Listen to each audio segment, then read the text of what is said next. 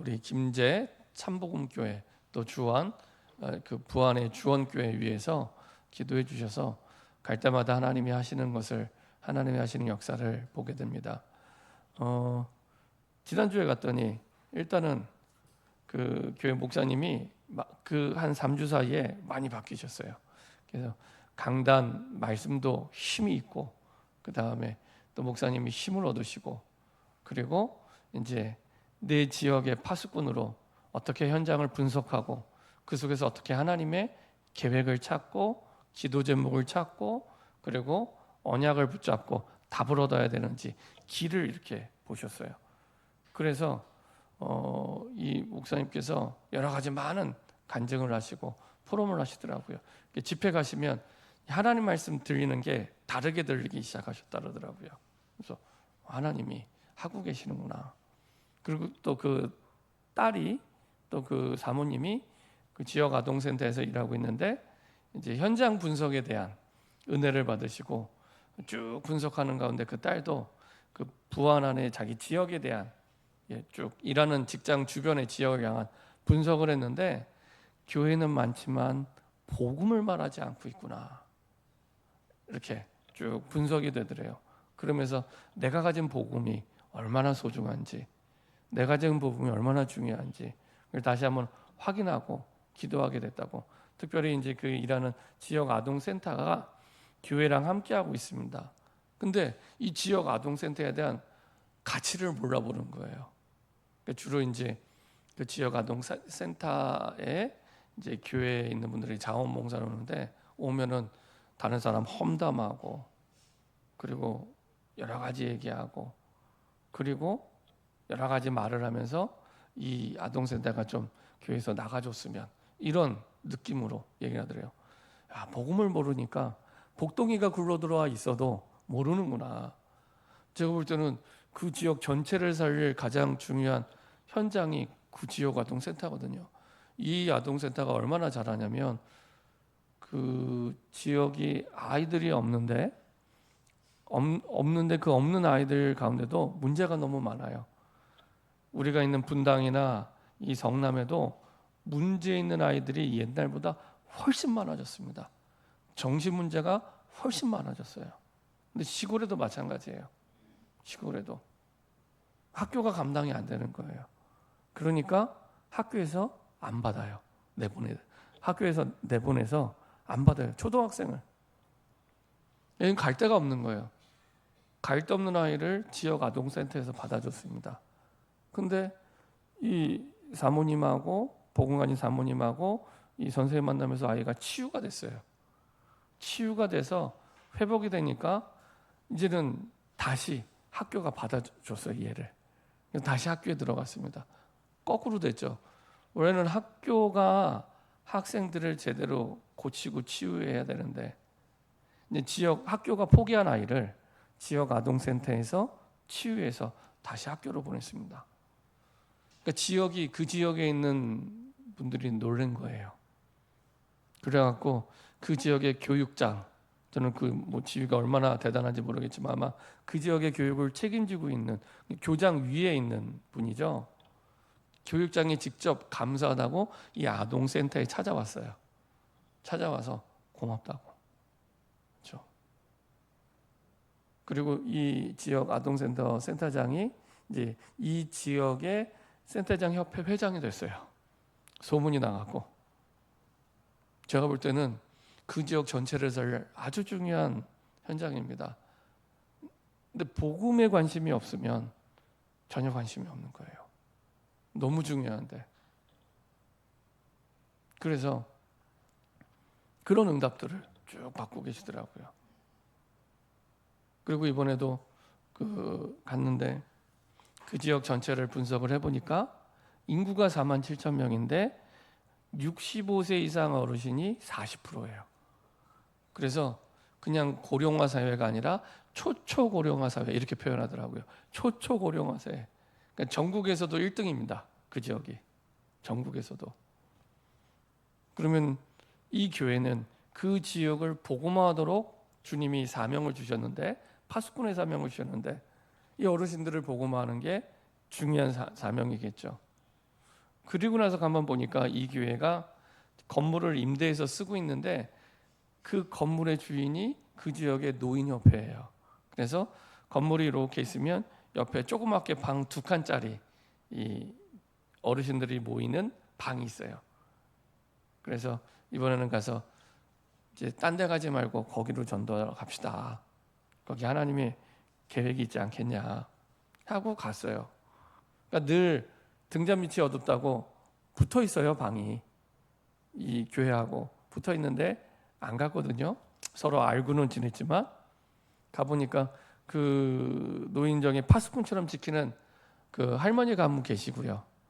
그리고 이제 여러 명이 이제 와서 쉬다 가시고 또 놀다 가시고, 지난주에 가 보니까 한 5분이 모여서 고스톱을 치고 계시더라고요. 그래서 뭐 여기나 거기나 노시는 건 비슷하구나 뭐 이렇게 생각을 하고, 그리고 나서 이제 그 파수꾼 하시는 어르신이 옆방으로 와서 이제 대화를 하게 됐습니다. 대화하는 가운데 이분이 이제 복음을 듣고 예수님 영접하고, 그리고 났더니 저기 이제 5분 거리에 초등학교가 하나 있어요. 부안초등학교라고. 저기 거리 가면 그 어르신들이 그 돗자리를 깔아놓고 노는 데가 있다면서 전도할 현장도 알려주시고,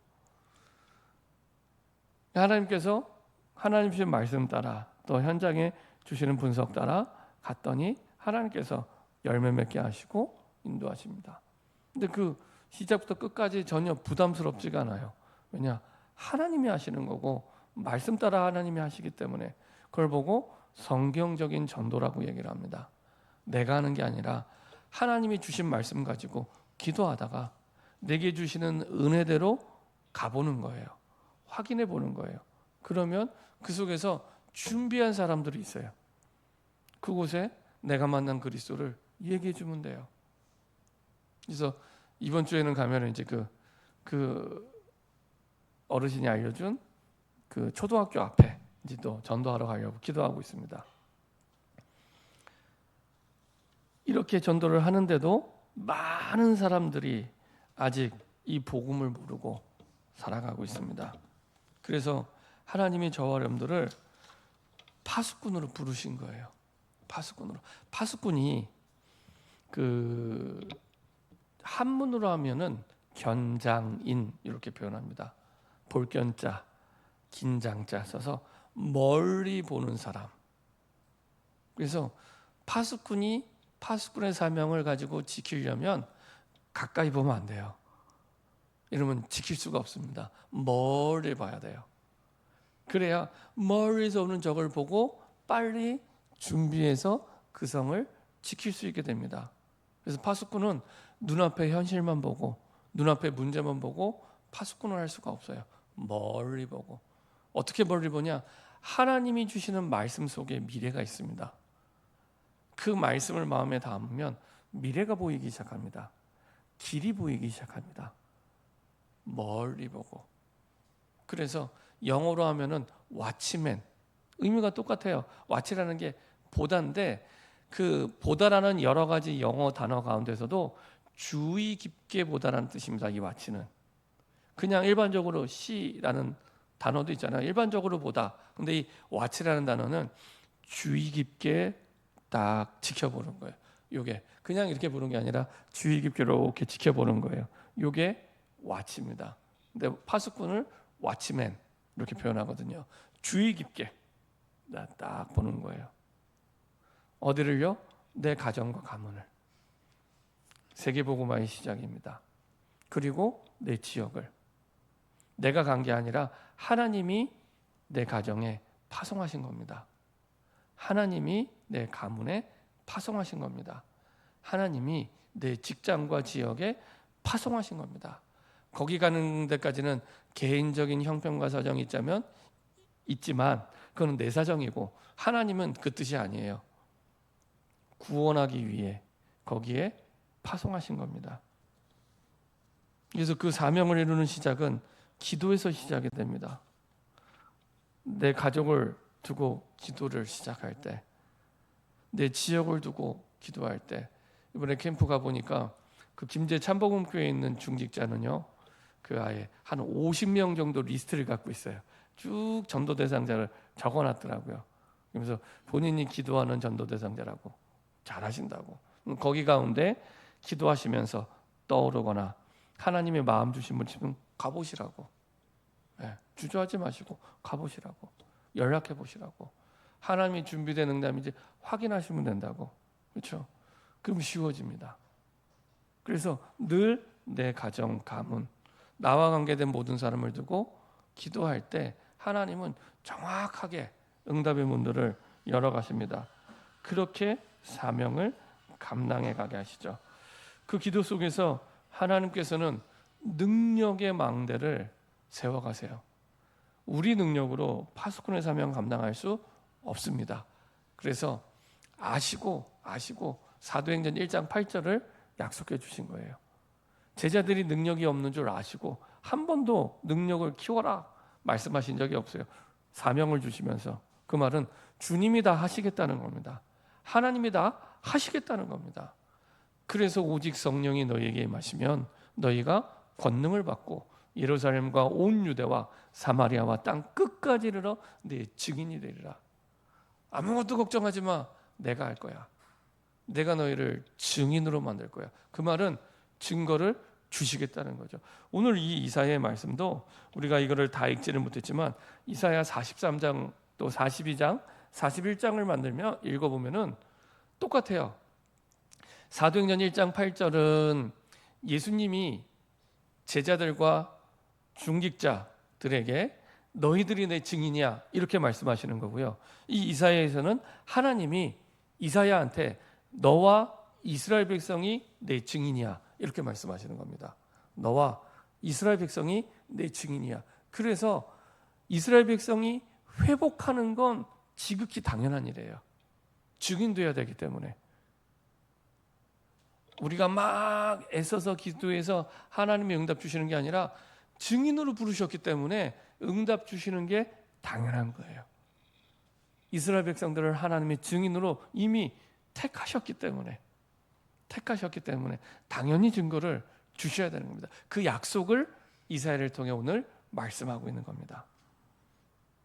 그래서 가문과 지역과 세계 현장에 정말로 복음의 빛을 비추는 1천망대를 세우도록. 그럼 도대체 그 사명의 내용 그리고 어떻게 그 사명 감당할 수 있습니까? 세 가지. 파수꾼의 사명은 세 가지입니다. 생사화복의 주관자는 오직 하나님 한 분밖에 없습니다. 그 주권자가 주신 언약을 내가 받고 전달하는 파수꾼입니다. 내가 먼저 받아야 돼요. 예배를 통해. 생사화복은 상황이나 환경이나 사람의 말 따라 되는 게 아닙니다. 대통령의 말에 따라 되는 게 아닙니다. 상황에 따라 되는 게 아닙니다. 위기가 와도 두려워하지 마세요. 주권자인 하나님 손에 달렸습니다. 주권자인. 그래서 하나님께 질문하셔야 돼요. 하나님, 무슨 상황입니까? 하나님, 무슨 일입니까? 질문하면 하나님은 반드시 정답을 말씀해 주십니다. 깨닫게 하세요. 반드시 정답은 하나님 손에만 있습니다. 그래서 당황하지 말고 두려워하지 말고 놀라지 말고 하나님께 질문하시는 겁니다. 그러면 돼요. 내가 능력이 없어도 돼요. 내가 안 해도 돼요. 질문만 하셔도 돼요. 질문만. 그러면 하나님이 답을 주세요. 왜요? 파수꾼이기 때문에. 살려야 될, 지켜야 될 영혼이 있기 때문에 우리에게 답을 주셔서 그 증거를 가지고 살리는 파수꾼으로 서도록 하나님이 인도하시는 겁니다. 그래서 보좌를 움직이는 기도가 중요합니다. 계시록 8장 3절에서 5절. 우리가 기도할 때 기도의 향연이 연기가 올라가요. 연기가 힘이 없어 보이고 연약해 보이지만 응답이 올 때는 어떻게 내려와요? 우레와 번개와 하나님의 음성으로 천둥같이 힘있게 천지를 뒤흔드는 능력으로 하나님이 역사하십니다. 우리의 기도가 연약하다 할지라도 부족하다 할지라도 응답이 올 때는 천지를 흔드는 그 응답으로 역사하십니다. 세계를 움직이는 비밀을 가지게 되죠. 이미 주셨어요. 전 세계는 가장 필요한 게 복음입니다. 복음이 없어서 갈등하고 싸우고 전쟁하고 어려워지는 겁니다. 누가 뭘 잘못해서 누가 뭘 잘해서가 아닙니다. 복음이 없어서 복음을 잃어버렸기 때문에. 그래서 세상은 복음이 필요합니다. 그 비밀을 주셨습니다. 그 비밀을 가진 파수꾼으로 이제는 대로를 준비해라. 대로가 뭡니까? 하나님께서는 이 시대에 다민족을 살리도록, 그리고 병든 자를 살리도록, 그리고 우리 교회와 시대의 미래인 후대를 살리도록 이 세 가지 사명을 주셨습니다.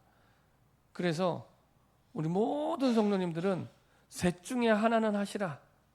셋 중에 하나는 내게 주신 사명이구나. 기도하면서 딱 확정하세요. 다민족을 살리든 병든 자를 살리든 후대를 살리든. 아니면 세 가지 다 하셔도 돼요. 나는 하나 갖고 안 되겠다. 셋 다 하셔도 돼요. 근데 그게 어렵지 않은 게 후대 가운데 치유해야 될 다민족이 있으면 한 번에 다 할 수 있는 거죠. 그래서 다민족을 살리든, 이미 우리나라에 와 있는 다민족이 270만 명이 넘었어요. 270만 명. 이번에 월드컵 개막을 했습니다. 월드컵 개막을 했는데 누가 이렇게 어떤 목사님이 이렇게 카톡을 보내오셨는데 월드컵 개막식에 한국인이 노래를 불렀대요. 나 이제 오직 기도만 하시는 분들이 월드컵 안 보시죠? 저는 가끔 보는데 우리나라가 이겼잖아요. 별로 안 기뻐하십니다. 얼마나 기쁘든지 역전승했거든요. 지다가. 근데 여튼 그 월드컵 개막식에 한국인이 이탈리아의 전 세계적으로 유명한 성악가가 있어요. 그 성악가와 함께 한국인이 노래를 불렀어요. 그 미국의 데몬 헌터스를 부른 노래는 정말 안 좋은 내용인데 그 무당 얘기입니다. 그 노래가 데몬 헌터스는 그 무당 얘기예요. 그거를 너무 그럴듯하게 아이들이 좋아하게 그 캐릭터로 만화처럼 그려놓은 건데 그 노래를 부른 그 가수가 이번에 월드컵 때 세계적으로 유명한 성악가와 함께 개막전 노래를 불렀어요. 전 그걸 보면서 하나님이 왜 이렇게 세계적인 중요한 자리에, 이번에는 특별히 이번부터, 전에는 월드컵이 각 세계 각 지역에서 예선을 펼쳐서 본선에 32개국만 올라왔는데 이번엔 룰이 바뀌었어요. 그래서 48개국이 이번부터는 경기를 합니다. 더 경쟁이 치열해졌죠. 이런 자리에, 그리고 이번에 보니까 미국, 캐나다, 멕시코가 공동 주최한대요. 그러니까 더 넓어졌어요, 바운더리도. 그런 자리에 이렇게 한국의 위상을 높일까? 그렇죠? 한국의 위상을. 옛날에 2002년 월드컵이 떠오르더라고요. 그때 이제 월드컵 마치고 나서 해외에서 선교사님들이 들어왔을 때 이구동성으로 월드컵 때문에 선교하기가 훨씬 수월해졌대요. 월드컵 때문에. 이전에는 한국 나라를 설명을 해도 한국이 어디 있는지 관심도 없고 별 얘기도 안 하는데 이제 월드컵 4강에 가니까 한국이 어디 있는지 뭐 하는 나라인지 유명해진 거예요. 왜 이렇게 한국을 높이는지. BTS가 나와서 한국을 높이고, 그렇죠? 이상하게 우리나라 하는 것마다 막 유명해져요. 하는 것마다. 요새 AI 시대잖아요. AI 시대. 우리나라가 또 반도체에서 AI 시대에 공급하는 중요한 반도체에 또 가장 앞선 나라로 주목받고 있어요. 희한해요. 땅도 작고 인구도 작고 가진 재원도 없는데 하나님이 자꾸만 높이세요. 하나님이 높이세요. 자꾸 왜 이렇게 하실까요? 하나님께서. 하나님이 우리나라를 제사장 나라로 삼으셔서 세계를 살기 원하시는 거예요. 이때에 우리가 그 뜻을 깨닫지 못하면 그 촛대를 옮기십니다. 그 촛대를. 우리 힘으로 그렇게 된 거 아니잖아요. 우리 힘으로 BTS가 이렇게 세계적인 가수가 될 줄 누가 알았겠습니까? 그렇죠? 뭐만 했다 하면 다 세계적인 게 돼요. 그래서 외국 사람들이 되게 부러워하고 신기하게 쳐다본다 그러더라고요. 도대체 한국 민족이 희한한 민족이라고. 인구도 작고 자원도 없고 가진 것도 없는 나라인데 이 민족이 했다 하면 세계적으로 잘해요. 이게 아주 객관적으로 봐도 이 지금 설교자리니까 그 말을 다 할 수가 없어요. 그 말을 그 정도로 하나님이 한국을 축복해 주십니다. 왜 이렇게 할까요? 그래서 한국에 오려고, 한국 비자 받으려고, 한국 말 배우려고 많은 사람들이 오고 있어요. 부러워해서. 왜 이렇게 오려고 할까요? 우리나라에 복음 들으라고, 복음 전하라고. 꼭 마가다락방에 15나라 사람들이 온 것처럼 그들이 온 게 아니라 하나님이 보내신 거죠. 하나님이 지금 270만 명을 이 땅에 보내놨습니다. 일단 머무는 사람만. 그리고 너무 많은 사람들이 와요. 그 전라북도에 가면 고창이라고 있습니다. 광주 옆에. 광주에서 한 40분 떨어지는데 고창에 전도 캠프로 갔더니요. 고창 지역의 인구는 4만 명, 5만 명밖에 안 돼요. 근데 전국에서 외국인 노동자가 제일 많이 오는 동네예요. 이 동네는 또 유동 인구가 30만입니다. 거기에 사는 인구는 4만 명, 5만 명인데 유동 인구가 30만 명이에요. 거기 복분자, 수박, 장어 이런 유명하거든요. 거기에 이제 계절 노동자로 많은 외국인들이 와요. 밤만 되면 읍내에 외국인들 판이에요. 외국인들 판. 왜 이렇게 하나님이 외국인들을 많이 보내주실까요? 세계복음화라고. 우리가 말을 안 배워도 우리나라를 좋아해서 와요. 자기들이 한국말 배워서 와요. 얼마나 쉽습니까? 복음만 말하면 되도록. 중국 복음 하는데 중국어 몰라도 되고, 그렇죠? 그 나라 말을 몰라도 이제는 복음 전할 수 있도록 하나님이 다 만들어놨어요. 빨리 우리가 깨어나기만 하면 됩니다. 일어나 빛을 발하면 되도록 다 준비해놨어요. 저 사람들의 복음을 주셨고 이미 증거를 주셨습니다. 그 사명 감당할 수 있도록 세계를 움직이는 비밀을 가진 파수꾼으로 이미 부르셨습니다. 그래서 결단만 하면 돼요. 능력이 없어도 됩니다. 결단만 하면 됩니다. 나중에 결론에 다니엘과 세 친구 얘기하겠지만 다니엘처럼 하나님의 뜻이구나라고 확정하고 결단하는 그 순간부터 하나님이 역사하십니다. 황관장에게 은혜와 긍휼을 베풀도록 응답받게 하셨잖아요. 뜻을 정하기만 했는데 뜻을 정하기만 하면 돼요. 하나님, 내가 부족하고 연약하고 그렇지만 살아 움직이는 말씀을 받아 전달하는 파수꾼이 되게 하옵소서.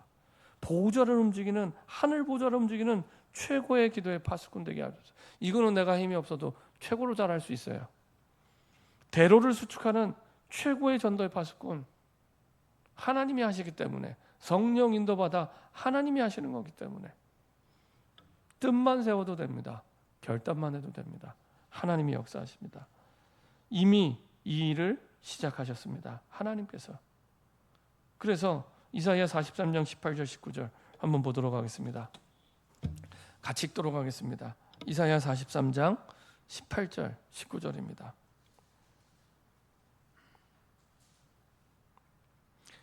합독하겠습니다. 너희는 이전 일을 기억하지 말며 옛날 일을 생각하지 말라.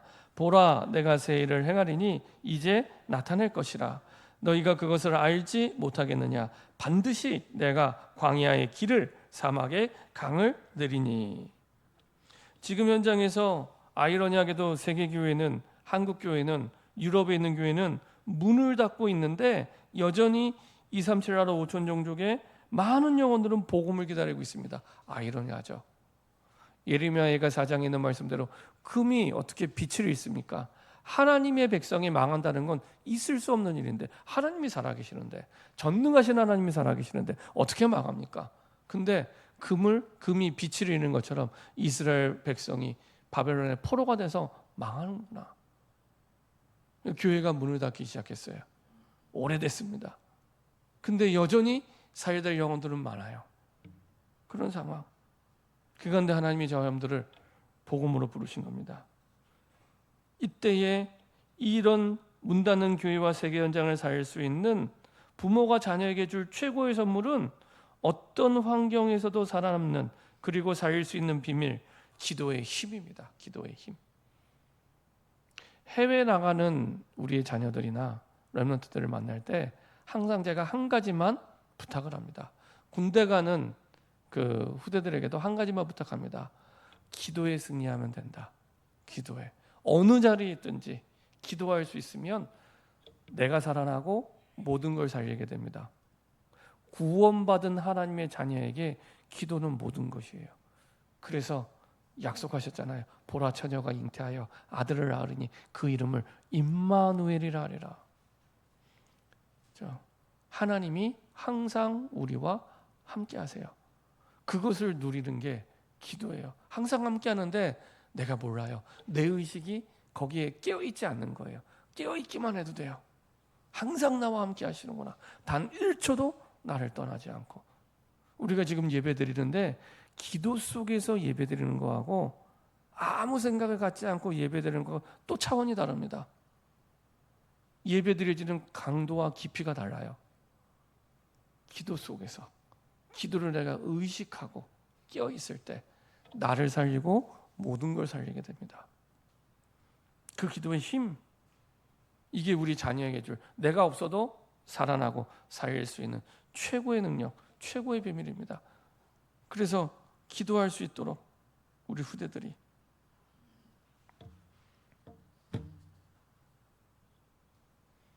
절망 속에 있는 이스라엘에게 주신 말씀이 사실은 이 기도 속에서 주신 말씀이죠. 뭐라고 답을 주십니까? 완전히 망하고 포로되는데 그 현장 속에서 하나님이 주신 답은 이렇게 말씀하십니다. 너희는 이전 일을 기억하지 말며 옛날 일을 생각하지 말라. 왜 생각하지 말라고 했어요? 이게 가능한가요? 우리가 힘든 일, 어려운 일 만날수록 두고두고 후회되잖아요. 잘 안 돼요. 계속 생각이 나요. 그러면서 내 마음이 아파요. 잘 안 되잖아요. 근데요, 과거에 빠져 있는 사람은 절대 성공할 수 없습니다. 응답 받을 수도 없습니다. 내 머리에, 내 마음에 그걸로 꽉 차 있는 거예요. 그 과거에. 한 번은 제가 TV에서 부부들이 나와서 부부 상담하는 프로그램을 보는데 공통점이 몇 개가 있습니다. 부부 상담 프로그램에 나오는. 항상 그런 것 같아요. 10년 전이나 5년 전이나 지금이나. 뭐라고 얘기하냐면은 항상 남편은 아내 탓. 항상 아내는 남편 탓. 정확하게 성경과 반대되는 얘기합니다. 왜 반대될까요? 부부는 돕는 배필이에요. 근데 결혼할 때 대부분의 그 결혼한 부부의 생각은 어떤 생각이에요? 나만 바라봐. 내 뜻대로 좀 맞춰줘. 이렇게 하잖아요. 그거는 비성경적입니다. 돕는 배필입니다. 돕는 배필. 상대방이 부족하기 때문에 그 사람을 도우라고 결혼을 하나님이 하게 하신 거예요. 남자는 여자가 부족한 부분이 있기 때문에 그 부분을 채우라고 돕는 배필로, 여자는 남자의 부족한 부분을 채우라고. 이게 성경적인 결혼의 원리입니다. 근데 세월이 지나가면서 창세기 3장 속에 나 중심, 물질 중심, 세상의 거짓 성공 중심을 사다 보니까 끊임없는 상처를 받는 거예요. 이게 남아있는 거예요. 계속. 그러면서 늘 과거를 얘기합니다. 잊을만 하면 과거 얘기하고요. 또 얘기하고요. 공통점이에요. 나와서 얘기하는. 그러면서 안 된다고, 할 수 없다고, 못한다고. 그럼 그게 그 믿음대로 절대 성공할 수 없게 됩니다. 그게 답이면 그렇게 계속하면 돼요. 그게 답이면. 근데 그게 그 믿음대로, 그 불신앙대로 열매를 맺게 되는 겁니다. 그래서 내 마음대로 안 돼요. 그럼 불신자도, 과거에 빠져 있는 사람은 성공할 수 없다는 걸 알아요. 불신자도 아는 사실입니다. 불신자도 성공하는 사람은요, 과거에 안 잡혀요. 그리고 미래를 보고 가요. 신자에게는 이게요, 사단의 통로가 됩니다. 그래서 영적 문제를 가져두고 중독의 문제를 가져오게 됩니다. 상처를 되돌아본다고 치유가 되나요? 안 되잖아요. 계속 깊어져 갑니다. 그러면서 그거를 바꾸려고 다른 답을 찾기 시작해요. 술로 답을 찾으면 알코올 중독이 되는 겁니다. 게임으로 아이들이 답을 찾으면, 부모님들에 대해 받은 상처를 게임으로 찾으면 게임 중독이 되는 거예요. 마약을 찾으면 마약 중독이 되는 겁니다. 그렇게 해서 무너져 가는 겁니다. 그래서 지옥의 배경 속에 살다가 영원한 지옥으로 가는 겁니다. 그 과정 속에 정신 문제도 오고 육신의 질병도 오고 계속 무너지는 거예요. 과거에 잡혀서 그 상처에서 헤어나지 못하도록 똑같이 응답받을 수도 없어요. 이 속에서 정신 문제를 가지고 있는 사람의 특징은 과거와 그 상처에 계속 빠져 있어요. 거기에 잡혀 있어요. 함정인 줄도 모르고. 그럼 결국에 늘 내 인생은 한계에 부딪히게 됩니다. 늘. 영적 문제에 시달리게 되고요.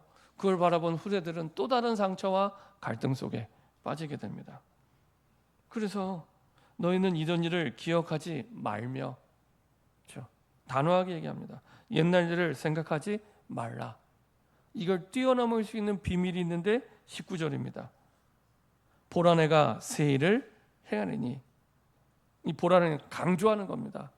내가 새 일을 행하리니 그거 보라는 겁니다.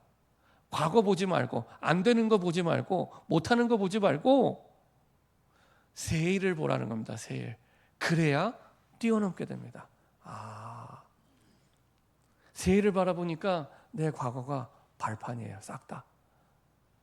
새 일을 바라보니까 내 과거가 축복의 통로였어요. 하나님이 요셉을 통해 주신 세계복음화의 미래를 보고 그 증인으로 가니까 형님들이 나를 판 게 아니라 하나님이 큰 구원과 생명과 후대를 위해 앞서 보내신 거였구나. 하나님이 보내신 거였구나. 상처를 뛰어넘게 됩니다. 그렇죠? 과거를 뛰어넘게 됩니다. 새 일을 바라볼 때, 하나님이 하실 새 일을 바라볼 때 뛰어넘게 되는 겁니다.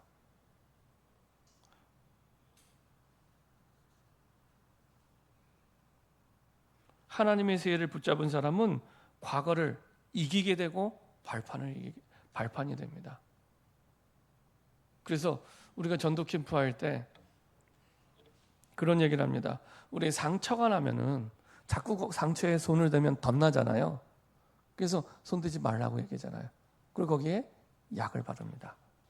우리가 문제가 일어나면은 문제가 이렇게 일어나게 되면은 문제를 그냥 두시면 돼요. 문제를 건드리지 마세요. 우리가 예수님을 영접할 때 예수님을 주인으로 고백하셨잖아요. 이거는 누구 거다? 주님 거예요. 주님 거. 왜 남의 거 자꾸 건드립니까? 그 문제는 내 거 아닙니다. 십자가에서 끝냈기 때문에, 주인이 바뀌었기 때문에 내 거 아니면 그대로 남의 거니까. 문제가 오면 고백하세요. 내 거 아니다. 고백하세요. 내 거 아니다. 이건 주님 거. 주님이 주인이니까, 내 인생의 주인도 주님이니까 내가 붙잡으면 그렇게 생각하시면 됩니다. 내가 또 우상이 됐구나. 이렇게 생각하시면 됩니다. 내가 또 주인 노릇하고 있구나. 주인은 그리스도인데 내가 주인 노릇하고 있구나. 그렇게 생각하시면 됩니다. 그래서 그냥 두시면 돼요. 두시고 하나님께 질문하세요. 하나님, 이게 무슨 일입니까? 질문하시면 하나님이 답을 주세요. 그리고 이전에 보이지 않았던 하나님의 숨은 계획을 발견하게 됩니다. 그 숨은 계획을 따라 성령 인도 받는 것을 보고 복음을 누린다, 이렇게 얘기합니다. 그렇죠? 복음을 그렇게 누리시면 됩니다. 십자가에서 모든 문제 끝내셨고 주인이 바뀌었기 때문에 내 거 아니다. 끝났다. 그리고 하나님이 허락한 상황 속에 응답받아야 되니까 하나님의 계획을 질문하시면 됩니다. 그럼 하나님이 기다렸다는 듯이 말씀으로 가르쳐 주십니다. 그러면 우리는 이전에는 몰랐잖아요. 하나님의 숨은 계획을 찾아 성령님도 받으면서 확인하게 됩니다. 그때요, 나와 상관없이 참 평안이 와요. 참 평안이. 그리고 깨닫게 됩니다. 이 문제 이거 아무것도 아니었구나. 담대함이 생겨요. 이거 아무것도 아니었구나. 이 너머에 중요한 게 있었네. 힘이 나요. 그리고 이 문제를 정복하게 됩니다. 이렇게 복음 누리시면 됩니다. 하나님께서 이렇게 완벽하게 준비해 놓고 우리를 기다리고 계십니다. 새 일을 행하신다고. 누가 행하세요? 하나님이. 그래서 그 앞부분에 15절, 16절 이런 말씀을 보면 나는 여호와 너희의 거룩하니요 이스라엘 창조자 너희의 왕이요 나 여호와 이같이 말하노라 계속 말씀하시고 위에도 너희의 구속자요 거룩한 여호와가 말하노라 그 위에도 나는 그이니 내 손에서 건질 자가 없도다 내가 행하니 누가 말이요. 그러면서 이 이사야 43장에서 가장 강조하는 게 하나님이 내가 여호와야. 그거를 계속 말씀하세요. 내가 여호와야. 내가 주인이고 내가 주권자야. 그거를 계속 말씀하세요. 내가 할게. 가만히 있어. 내가 할게. 내가 주인이고 내가 그야. 내가 여호와야. 이 말씀을 계속 하시는 겁니다. 그래서 주인 되신 하나님께 맡길 때 하나님의 새 일이 이루어지는 것을 보고 영광 돌리게 됩니다. 그러면서 말씀하십니다. 광야의 길을 내겠다. 사막의 강을 내겠다. 광야가 어떤 곳입니까? 길이 없는 곳입니다. 그러니까 우리는 하나님이 준비한 숨은 계획을 보기 전까지 안 보이는 거예요, 길이. 근데 길이 없는 곳에 길을 내시고요. 사막이 어떤 곳입니까? 물 한 방울 나지 않는, 물이 없으면 죽는 죽음의 땅입니다. 거기에 구원을 이루시고 거기에 생기를 불어넣으시겠다. 그렇죠? 죽음의 땅에서도 네가 죽지 않아. 구원을 받고 하나님이 주시는 생기, 하나님이 주시는 능력을 공급받게 될 거야. 길이 없어? 괜찮아. 내가 길을 열 거야. 이 말씀을 하시는 겁니다. 완전히 살리겠다는 하나님의 약속. 그래서 광야의 길을 내겠다, 사망의 강을 내겠다. 이게 한글 성경에는 잘 안 나타나는데 원어 성경에는 이게 예언이잖아요. 그럼 미래형으로 글이 써져야 되는데 글은 과거형이에요. 과거형. 이걸 보고 예언적 과거형이라고 얘기합니다. 그 말은 이게 너무 확실하니까 하나님의 예언인데 끝났다는 겁니다. 이미 이건 성취됐다는 겁니다. 그래서 원래 원어 성경에는 과거형으로 표현해요. 예언적 광야. 이미 하나님의 말씀을 받을 때 끝. 그래서 예배가 중요한 겁니다. 예언적 과거형. 앞으로 이렇게 할 거야 이 정도가 아니라 이렇게 낼 거다. 과거형. 내겠다. 그렇게 표현합니다. 그러니까 이전 일 기억하지 마. 이전 일과 비교할 수 없는 하나님의 영광을 보게 될 거야. 이 과거와 비교할 수 없는 하나님의 영광을 보게 될 거야. 그래서 5가지 확실한 언약을 붙잡고 새 일을 시작하시면 됩니다. 보라 내가 새 일을 행하리라 할 때는 내가 원하는 새로운 시작이 아닙니다. 하나님이 원하는 일의 시작을 얘기합니다. 자, 이사야가 이 시작을 했는데 어떻게 시작했습니까? 진짜 기도가 무엇인지 알아야 합니다. 이사야가 기도 중에 보좌에 앉으신 하나님과 청군천사를 보면서 이 하나님의 새로운 시작이 시작됐습니다. 기도 중에 시작이 됐습니다. 이사야 6장. 우리 이사야 6장 1절부터 5절까지 한번 읽어보겠습니다.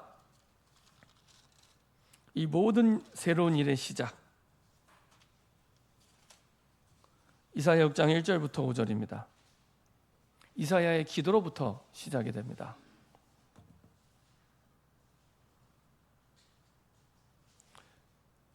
이사야 6장 1절부터 5절 같이 합독하겠습니다. 우시야 왕이 죽던 해에 내가 본즉 주께서 높이 들린 보좌에 앉으셨는데 그의 옷자락은 성전에 가득하였고 스답들이 모시고 섰는데 각기 6 날개가 있어 그 둘로는 자기의 얼굴을 가리었고 그 둘로는 자기의 발을 가리었고 그 둘로는 날며 서로 불러 이르되 거룩하다 거룩하다 거룩하다 만군의 여호와여 그의 영광이 온 땅에 충만하도다 하더라.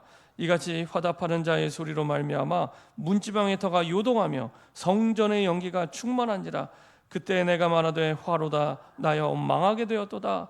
나는 입술이 부정한 사람이요 나는 입술이 부정한 백성 중에 거주하면서 만군의 여호와이신 왕을 배웠음이로다 하였더라. 기도하는 시간, 보좌 앞에서 성전에서 기도하는 시간. 이 일은 이사야가 기도하면서 시작됐습니다.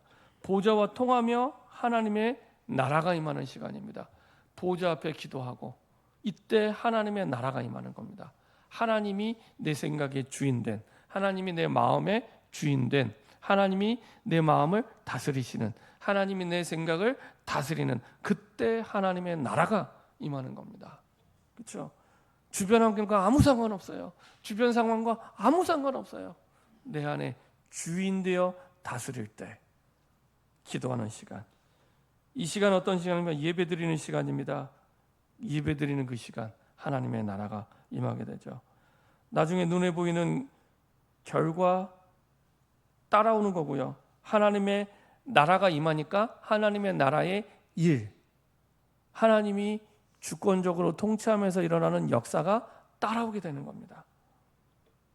주님이 부활하신 능력과 응답들이 따라오게 됩니다. 하나님 나라의 일들. 그래서 예배가 중요해요. 지난번 우리 사도행전 13장 1절부터 4절의 말씀을 봤는데 바울이 첫 선교를 떠납니다. 근데 떠나게 된 시작, 계기가 어떻게 됐습니까? 13장 1절부터 4절을 보면 이렇게 고백합니다. 주를 섬겨 금식할 때 성령께서 말씀하세요. 바나바와 바울을 따로 세우라. 근데 주를 섬겨 금식할 때가 원래 뜻이 무슨 뜻이냐면 금식하며 예배드릴 때 이런 뜻입니다. 금식하며 예배드릴 때 얼마나 예배에 집중했는지 금식하며 예배드릴 때 성령께서 말씀하세요. 바나바와 바울 따로 세워라. 내가 불러 시키는 일이 있다. 그게 선교의 시작이었습니다. 근데 그 시간이 언제라고요? 예배 때. 예배 시간을 놓치는 건 내 인생을 놓치는 거예요. 예배 시간을 놓치는 건 모든 걸 놓치는 겁니다. 기도할 때, 예배할 때 이게 이루어지게 됩니다. 눈에 보이는 것이 오는 건 시간표 따라 조금 있다 오게 되죠. 오늘 저와 여러분들이 예배하는 순간, 언약을 잡는 순간에 기도할 때 하나님의 나라가 임하고 그때 주의 천사들이 시편 103편 19절에서 22절대로 그 말씀을 성취하기 위해 움직이고 우리의 생명이 하늘에 있고 그 하늘 보좌를 누리게 하는 그 시간, 이게 기도입니다. 이 그림을 가지고 확신을 가지고 기도하시면 돼요. 그 기도 속에서 흑암을 결박시키고 운명을 뒤바꾸는 복음의 능력을 누리게 됩니다. 이사야 7장 14절 임마누엘의 축복 누리게 되고요. 이사야 8장 3절 8장 3절 한번 읽어보겠습니다.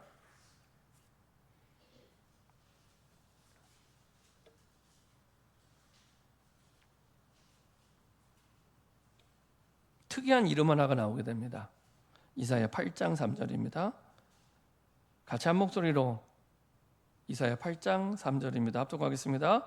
내가 내 아내를 가까이 하매 그가 임신하여 아들을 낳은지라 여호와께서 내게 이르시되 그의 이름을 마헬살랄 하스바스라 하라. 지금 이사야가 아내와 함께 했더니 임신해서 아들을 낳았는데 이름을 이렇게 희한하게 지어놨어요. 마헬살랄 하스바스. 이게 무슨 뜻입니까? 마헬은 급하다, 빠르다 이런 뜻이고요. 살랄은 노력, 약탈 이런 뜻이고요. 하스는 신속하다, 서두르다 이런 뜻이고요. 바스는 전리품, 탈취 이런 뜻입니다. 그럼 이게 무슨 말입니까? 이스라엘 백성을 급하게 노력하고 약탈했던 그 사람들을 신속하게 탈취하겠다. 그러니까 이스라엘 백성들이 바벨론의 포로가 돼서 노력당하고 약탈을 당했는데 그 약탈한 그 나라 그 민족들을 제대로 심판하시겠다 이 얘기를 하는 겁니다. 근데 왜 이사야가 아이 이름을 이렇게 지었을까요? 그 당시 사람들은요 이사야의 말을 안 믿었어요. 지금처럼 전달로 나가면 하나님의 말씀을 안 믿어요. 그래서 제발 믿으라고 아예 이름을 지어버렸어요. 하나님이 이렇게 신속하게 이스라엘 백성들을 너희를 괴롭혔던 그 민족을 심판해서 회복시킬 거야. 이렇게 아예 아이 이름을 이렇게 지어버렸어요. 제발 믿으라고 하나님의 말씀대로 믿으라고 이 약속을 해주십니다. 그러니까 운명을 바꾸고 완전히 흑암을 결박시키죠. 이스라엘 운명이 포로에서 완전한 해방으로 운명을 바꾸고 흑암을 꺾는 그 약속. 창세기 3장 15절에 약속하신 여인의 후손 오신 그리스도가 흑암과 사단을 완전히 결박시킬 것을, 요한복음 1장 12절 그 이름을 믿는 자들마다 하나님의 자녀의 신분과 권세를 누리도록, 출애굽기 3장 18절 그 피로 말미암아, 유월절 피로 말미암아 400년 된 문제를 끝내시고 해방시켜 주시죠. 이게 하나님의 방법입니다. 예수의 이름이면 충분하도록, 유월절 어린 양의 피로 충분하도록. 우리의 생각과 다르잖아요. 애국 같은 군대를 이기려면 강한 군대도 있어야 되고 돈도 있어야 되고 뭔가 있어야 되는데 필요 없다는 얘기입니다. 예수의 이름으로 끝. 유월절 어린 양의 피로 끝. 말씀의 능력에 대한 확실한 언약을 붙잡고 시작하시면 됩니다. 이사야 40장 8절 푸른 마르고 꽃은 시드다 여호와의 말씀은 영영이 서라라고 산 위에 올라가서 외쳐. 말씀대로 될 거니까. 말씀대로 될 거니까. 이사야 40장 18절에서 20절 한번 읽어보겠습니다.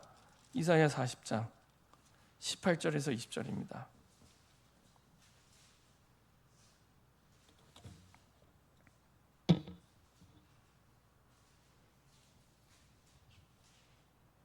같이 한 목소리 합독하겠습니다. 그런즉 너희가 하나님을 누구와 같다 하겠으며 무슨 형상을 그에게 비기겠느냐.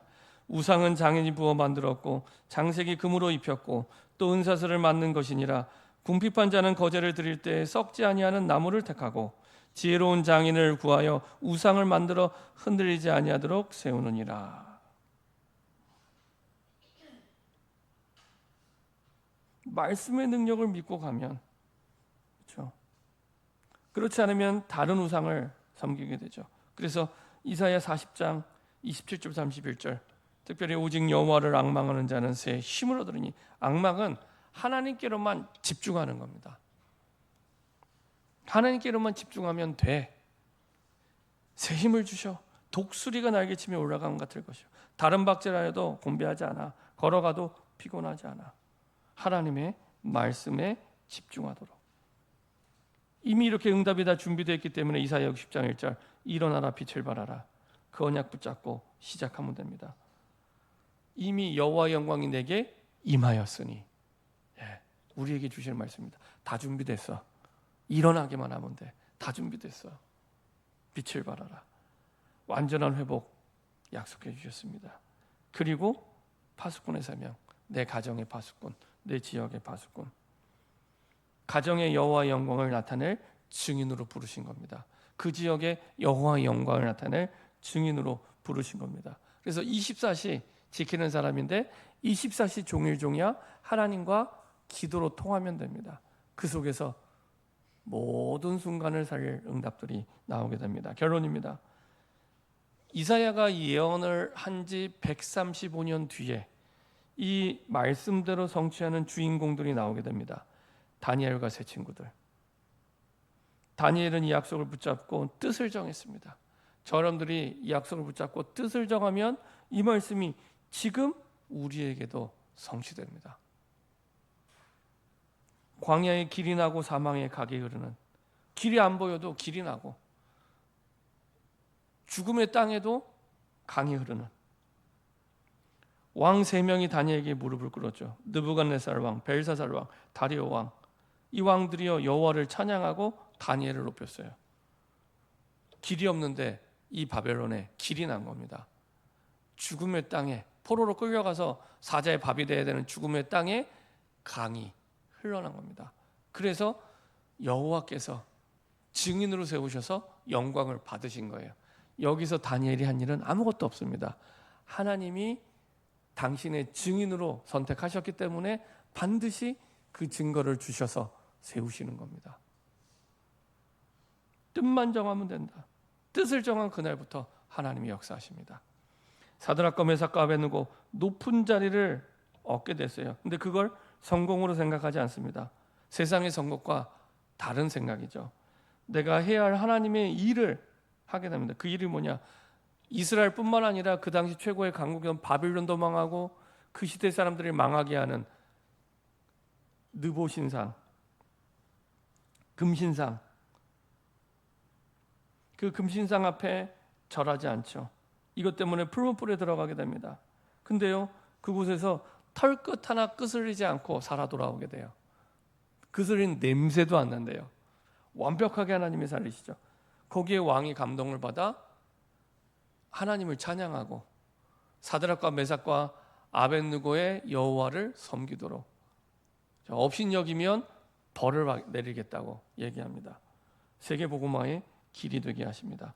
전 세계에 나갈 수 있는 복음의 대로를 활짝 열게 됩니다. 사막의 강물을, 광야의 길을 내시죠. 그 언약이 성취됩니다. 저와 여러분들에게 뜻을 정하기만 해도, 하나님께 질문하고 하나님이 원하시는 뜻만 정해도 다니엘과 이 세 친구들에게 역사하시는 응답이 지금 오늘 우리에게 시작될 줄 믿습니다. 이렇게 응답받는 저와 여러분 되기를 소원합니다. 기도하겠습니다. 우리 합심해서 한번 기도하겠는데요. 하나님, 광야 길을 걸어가는 인생 속에 길이 안 보이는 우리의 모든 상황과 환경 속에서도 길을 내시고, 생명이 없는 죽어가는 죽음의 땅 사막에서도 강을 내시는 그 응답과 역사가 우리 삶에 시작되게 하여 주시옵소서. 하나님이 원하시는 일로, 지금까지는 내 일로 살아왔다면 이제는 하나님이 원하시는 일로 새 일을 시작하게 하여 주옵소서. 5가지 확실한 약속을 붙잡고 시작하게 하여 주옵소서. 기도와 복음의 능력, 말씀의 능력, 일어나 빛을 발하라, 전도와 선교의 약속, 파수꾼의 사명의 약속을 붙잡고 시작하게 하여 주시옵소서. 합심해서 한번 기도하겠습니다.